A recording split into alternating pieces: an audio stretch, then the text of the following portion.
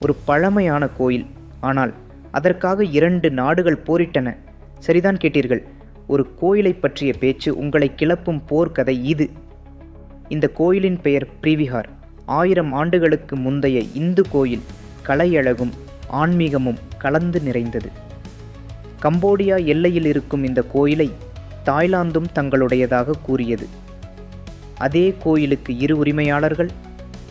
19ஆம் நூற்றாண்டில் பிரெஞ்சு ஆட்சி வந்ததும் பிரெஞ்சு வரைபடத்தில் பிரிவிஹார் கம்போடியாவுக்குள் இடம்பெற்றது.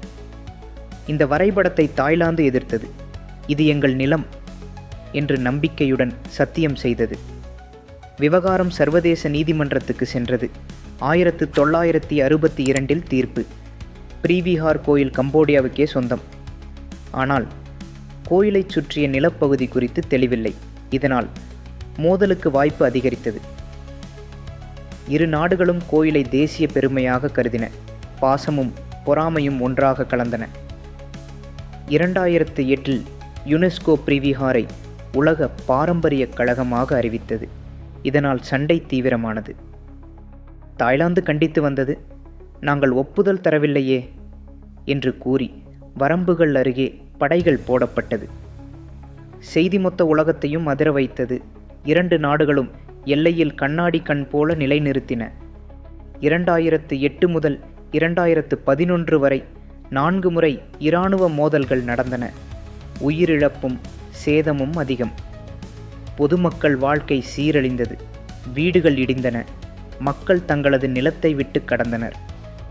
இந்த நிலைமையை சமாதானமாக்க ஐநா, ஏசியன் அமைப்புகள் பேச்சுவார்த்தைக்கு தள்ளின. 2 நாடுகளும் தற்காலிக அமைதிக்கு ஒப்புக்கொண்டன. ஆனால் குழப்பங்கள் இன்னும் தீரவில்லை. 2013இல் மீண்டும் சர்வதேச நீதிமன்றம் உறுதிப்படுத்தியது. கோயிலும் சுற்றுநிலமும் கம்போடியாவுக்கே. அமைதி மெல்ல வந்தது. ஆனால் மக்கள் மனதில் இந்த சரித்திரம் இன்னும் காயமாகவே இருந்தது. புதிய தலைமுறை பழைய பகையை மறந்து நட்பையும் கலாச்சாரத்தையும் முன்னிலைப்படுத்தத் தொடங்கினர். பிரிவிஹார் கோயில் இனிமேல் பிரச்சனையின் மையமல்ல, கலாச்சார ஒற்றுமையின் சின்னமாக இருக்க வேண்டும். பழைய சண்டைகளை விட்டுவிட்டு புதிய நட்புக்கு இடம் கொடுப்போம்.